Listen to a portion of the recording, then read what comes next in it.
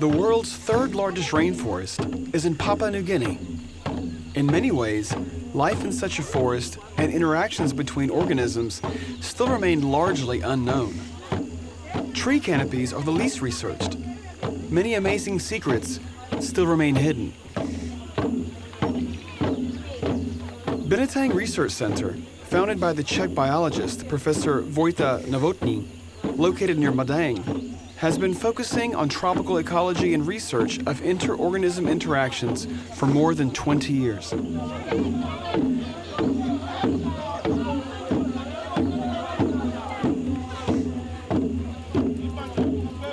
This team, led by Professor Novotný, managed to win a major European scientific grant and began research on forest ecosystems on 6 continents.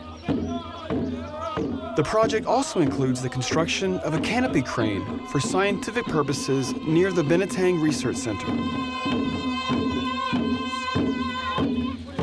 From the biological viewpoint, Papua New Guinea is eastern part of New Guinea Island, is one of the last 3 large areas of tropical rainforest which are left in the world, together with Amazon basin and Congo forest in Africa.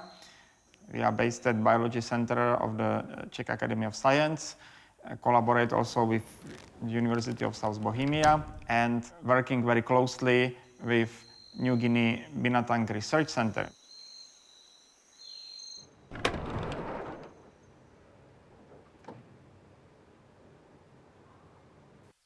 Ecologists actually don't know even what is up there in the canopies, what species are living there, what they are doing there.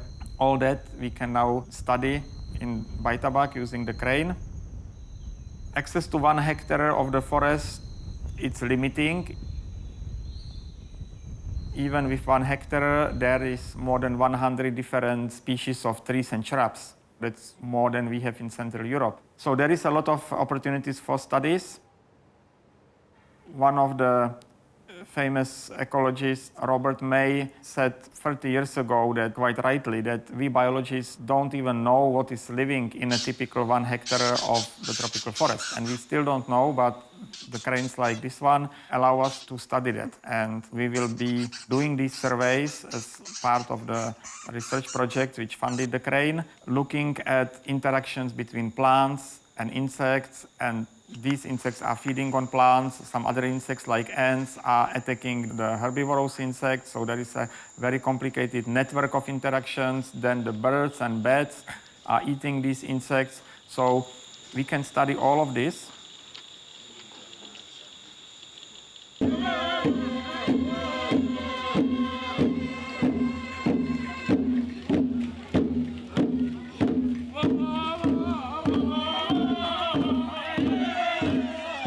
The Smithsonian Tropical Research Institute in Panama built the first crane in 1991. Currently, there are 8 countries having canopy cranes.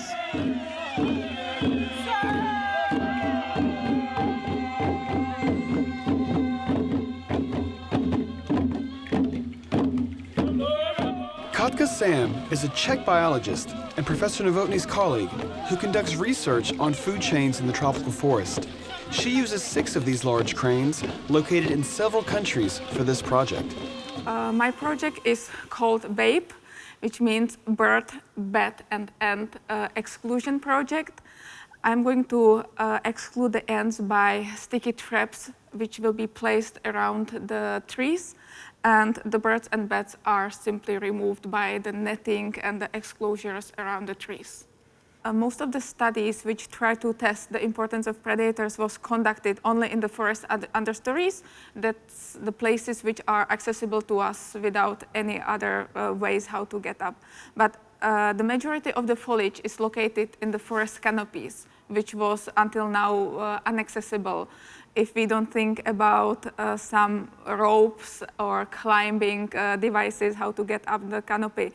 or some helium balloons, which might be used also, but which are not very useful for scientists who need to get to the canopy every day. In my project, I need to exclude the birds and bats individually, which means I need a daily access in the morning and in the afternoon to close and open the cages, which are protecting the foliage of the trees from the bats and from the birds individually. And the only way how to achieve this is with the canopy crane. When I was thinking about where to conduct my experiment, I wanted to test it in different forest habitats, in temperate forests, in tropical forests, and in the forests which have different communities of predators. And the only locations which were suitable for my study was the complete latitudinal gradient, which spans from the Japan all the way to Australia. And there is available 6 canopy cranes, which were built by different universities, different companies. They were built for different projects, but now they are available there. And I try to connect them together towards the Canopy Crane Consortium and try to conduct on them the same method, communicate with the scientists, collaborate with them, and have the network of these 6 existing canopy cranes together.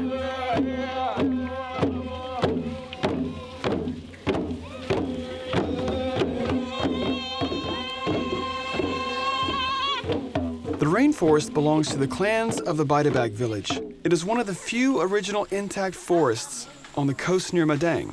Most of the other forests have been changed into fields, plantations, have been harvested, or have been receding due to development.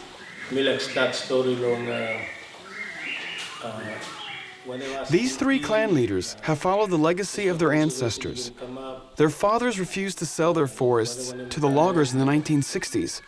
Almost all the surrounding villages had their forests cut down or turned into fields and gardens. In Bidabag, they decided to go their own way and save the forest.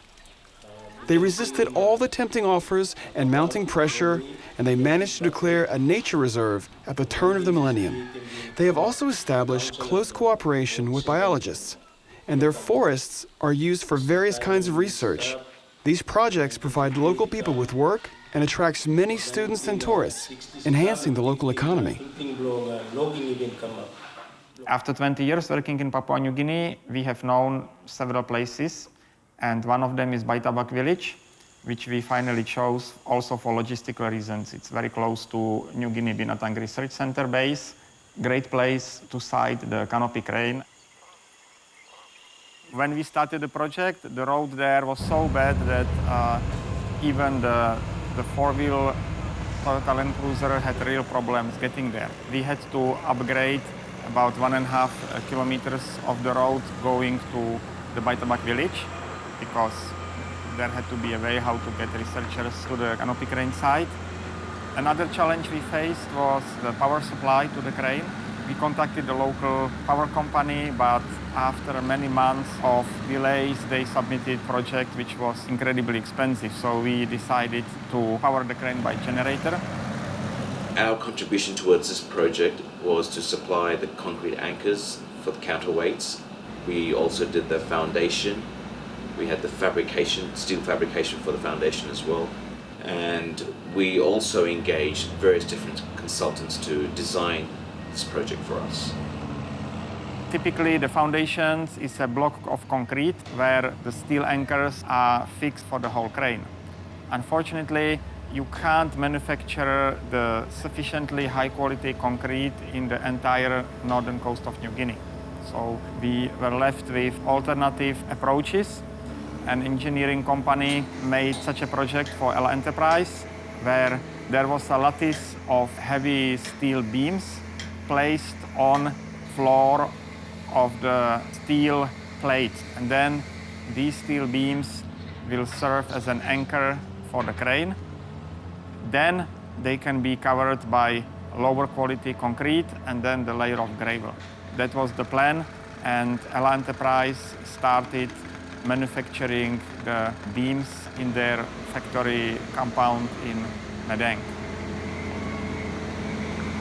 Originally, we wanted to use a soccer field in the neighboring village, in Amron as our helipad. But again, that caused a problem.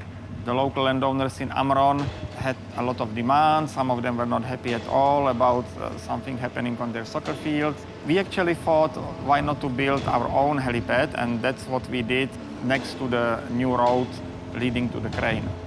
We finished our ground-based construction with 25 meters tower.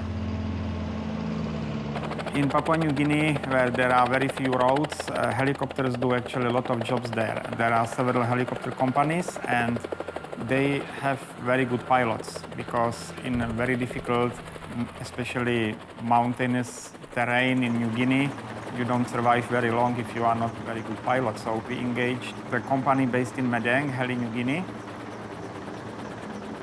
This project presented several engineering challenges and pilot and technical challenges for the flight crew and for our operations and crewing team, in that the actual alignments for the various sections is quite tight, and the guides provided both usefulness and also challenges in regard to limitations in making it an easy set. Over the project, we had a couple of instances where we had to go back, think about what we were doing and try a different method, purely because of the locality of the project and the different temperatures and wind conditions that we had. And certainly in conjunction with the professionals that came from Livier Cranes, we were able to get the job done on budget. We were lucky in this case that our main airport was only a short distance away from the project, and we were able to base ourselves at that facility. We also had the ability with our pilots, with their experience on the aircraft, to swap between different lengths of long line to be able to get the best set in the quickest time while still doing it safely.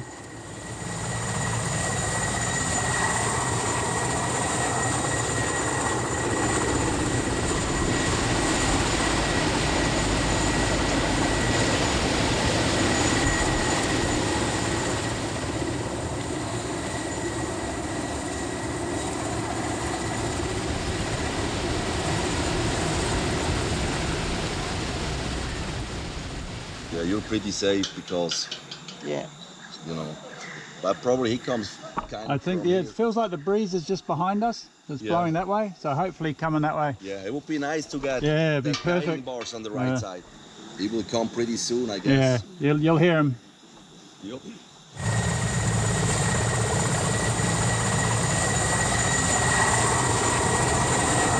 Yes.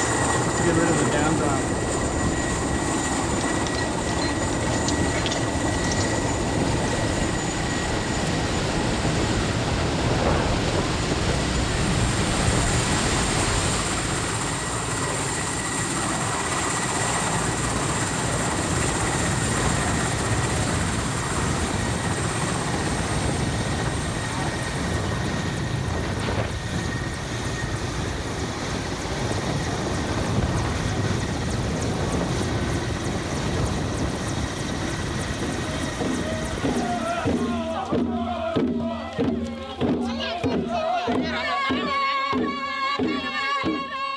Company provided large Mi-8 helicopters. They are Russian-made. The technology is about half a century old, but they are very robust helicopters, very suitable for New Guinea conditions. And the crew, also from Russia, were very experienced in doing a lot of jobs in New Guinea. So we started with them, and then we had Liebherr engineers from Switzerland. We actually had a lot of nationalities converging to the crane side, because I'm from the Czech Republic. We have a lot of Papua New Guinea staff members. The Ella Enterprise company, the director is from India.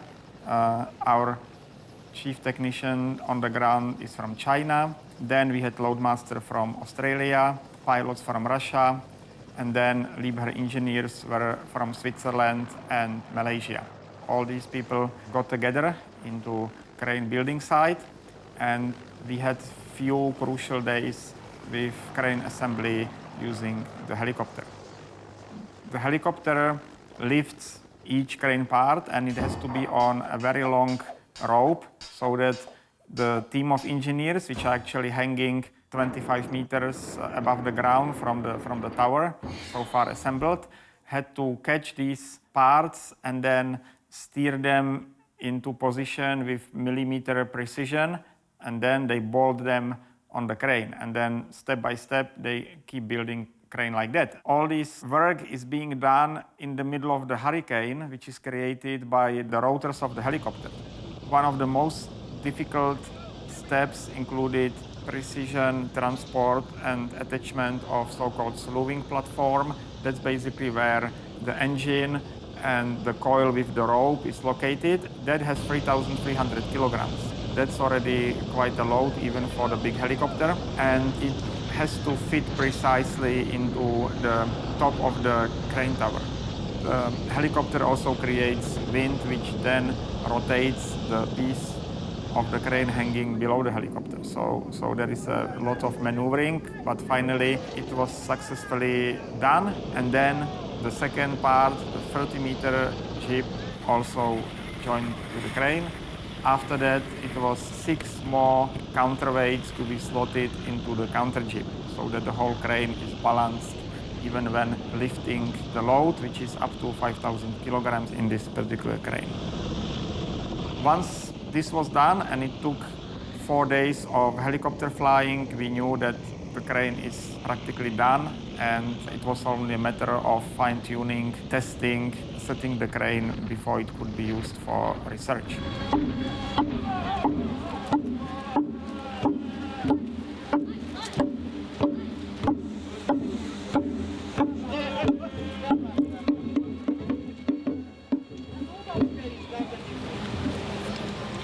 Madang is the nearest big town.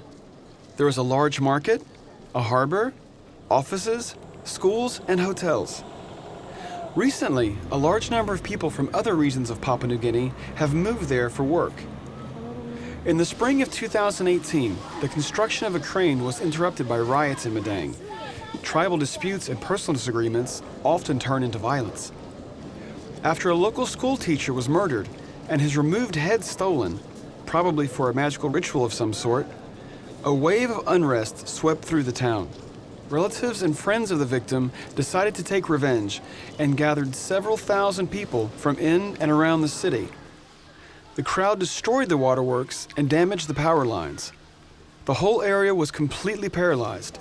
Several people, including some intervening police officers, died, and dozens were injured. The water PNG plant site located at Panim in Ambenob is a 15-minute drive out of Madang town. 3 days ago, locals in Madang went to the plant site and damaged the equipment there, cutting off the flow of water into town. They also cut down a tree on the power line, cutting off electricity. They also attempted to ban the generator while they had removed 2 batteries and started a fire inside the generator. The riots calmed down after a few days when the governor returned the head to the survivors. The crane construction could continue at last.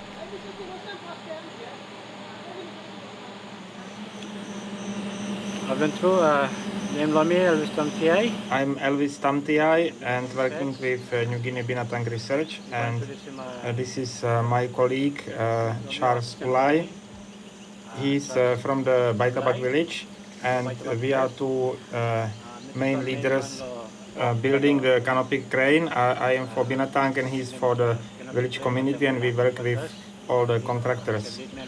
And now when the crane is ready, then we will also be taking researchers to the canopy and will be working as operators of this crane.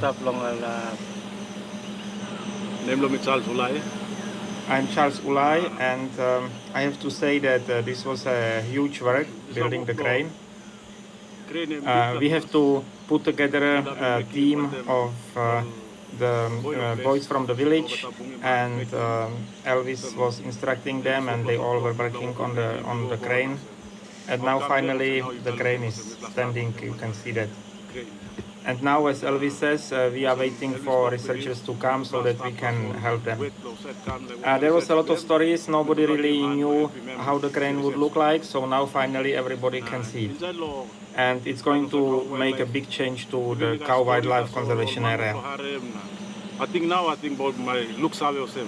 In Papua New Guinea, the canopy crane tower is 45 meters high, and the jib, actually the arm of the crane, is 50 meters long. So if I want to get to the canopy to conduct my research, I can use the remote control, call the crane to pull the gondola down. I can get into the gondola with another 2 researchers. The gondola is made for 3 people. And then, with the help of the remote control, I navigate myself to access the branches I need to sample in the canopy. The control shows the joysticks. This one, this joystick on my left. If I press the joystick up, the gondola, this box of gondola goes up. If I press it down, the gondola goes down. So, now John is doing, you ready? Now John will be doing the beating method to collect variety of insects on the canopy. So he will be beating the canopies to find so many insects in the canopy. So now we can start.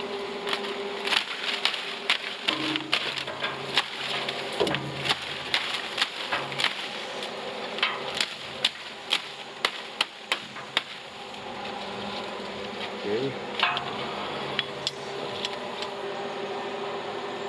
Okay, we have the spider.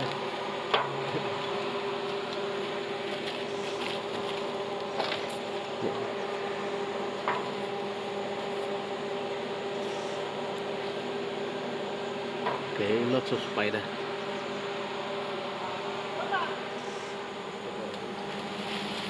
Here. You can move this thing. This man here. Oh, that's great. Where are you? Oh man.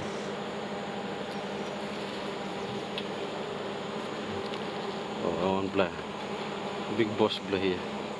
Now we have almost 1 hectare of the forest canopy ready for inspection.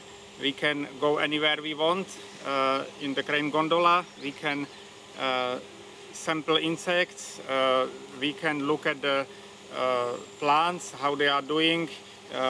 We can make an experiment excluding insects from the forest canopy by netting, or we can exclude birds and bats which are preying on insects. We can chemically manipulate plants and see how insects are responding to that.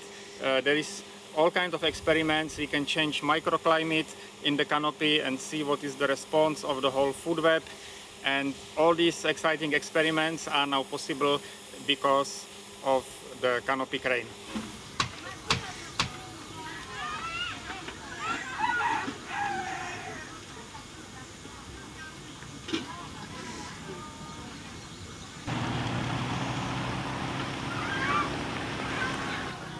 So today Today is a festive day. It is December the 5th, 2018, and the ceremonial launch of the crane is here.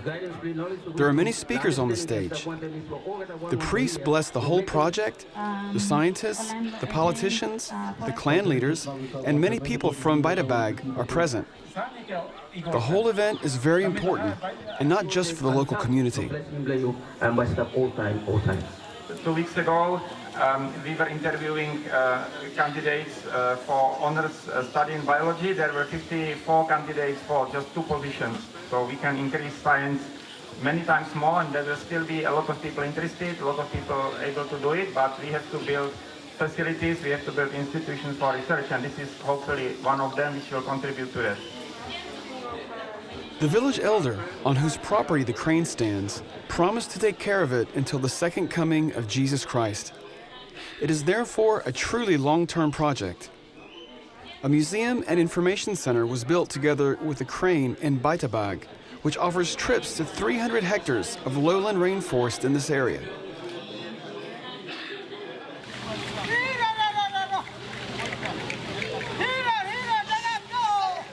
Forest spirits have come to see the big news. Hopefully, they will be in favor of the project.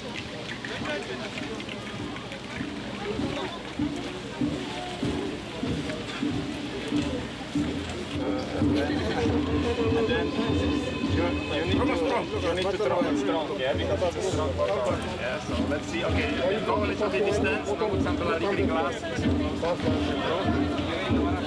I need to more now. Yeah.